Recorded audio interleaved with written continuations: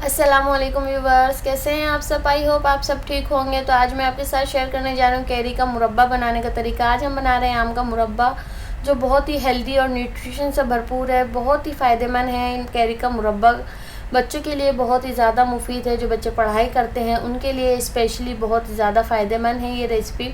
अगर आपको मेरी वीडियोस पसंद आती हैं तो लाइक और शेयर ज़रूर किया करें, और चैनल पर नए हैं तो चैनल को सब्सक्राइब कर लें और बेल आइकन को क्लिक करिए। तो आइए बनाने स्टार्ट करते हैं।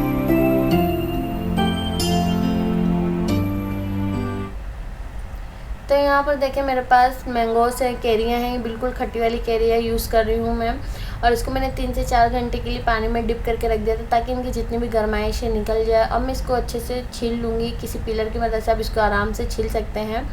ये तकरीबन होंगी मेरे पास ½ kg। तो यहाँ जो है इसको इस तरीके से कटिंग करना है आपको। ये देखें,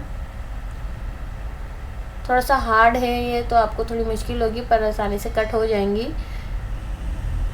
ये देखें, जिस तरीके से आपको पसंद हो इनकी शेप, इस तरीके से आप काट सकते हैं। तो इसी तरीके से मैं सारी कटिंग कर लूँगी।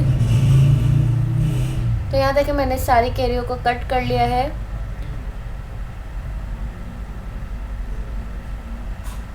अब किसी कढ़ाई में मैं इसको ऐड कर दूँगी सारी कैरियों को, और इसके अंदर मैं ऐड करूँगी 3.5 कप पानी।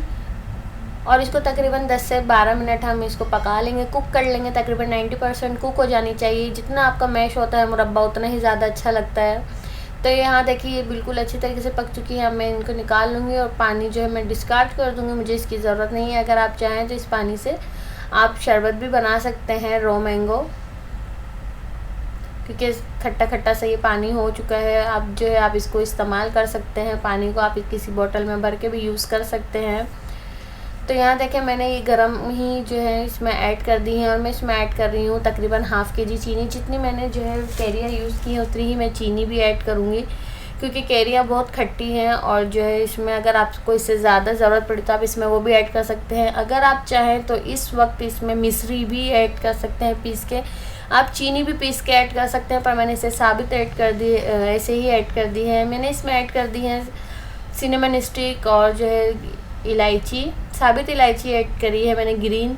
और इसमें मैंने 3 से 4 लौंग ऐड करी है। ज़ाफ़रान ऐड करेंगे। मैंने थोड़ा सा ज़ाफ़रान को पानी में घोल के रख दिया था, ताकि अच्छे से जो है ये इसकी खुशबू और कलर पानी में आ जाए। तो यहाँ देखिए, मैंने इसमें ज़ाफ़रान ऐड कर दिया, तो इसका रंग बिल्कुल चेंज हो चुका है। ज़ाफ़रान बहुत ही ज़्यादा फ़ायदेमंद होता है बच्चों की सेहत के लिए, और इससे जो है इसका जायका भी बहुत अच्छा हो जाता है।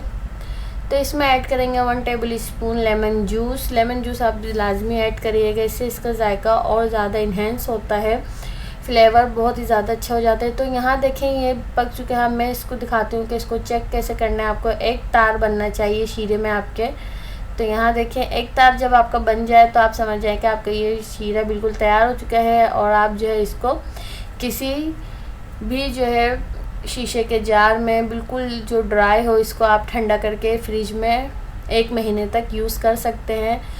कैरियों का सीज़न बहुत ही कम वक्त के लिए आता है, तो दिल करता है बहुत सारी चीज़ें इससे बनाई जाएँ और इससे लुत्फ़ अंदोज़ हुआ जाए।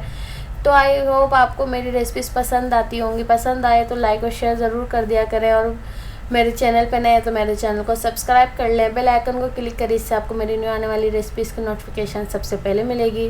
तब तक के लिए अपना बहुत ज़्यादा ख्याल रखिएगा, और मुझे अपने दुआओं में याद रखिएगा। तो इंशाल्लाह फिर मिलेंगे एक नई रेसिपी के साथ। तब तक के लिए अल्लाह हाफिज़।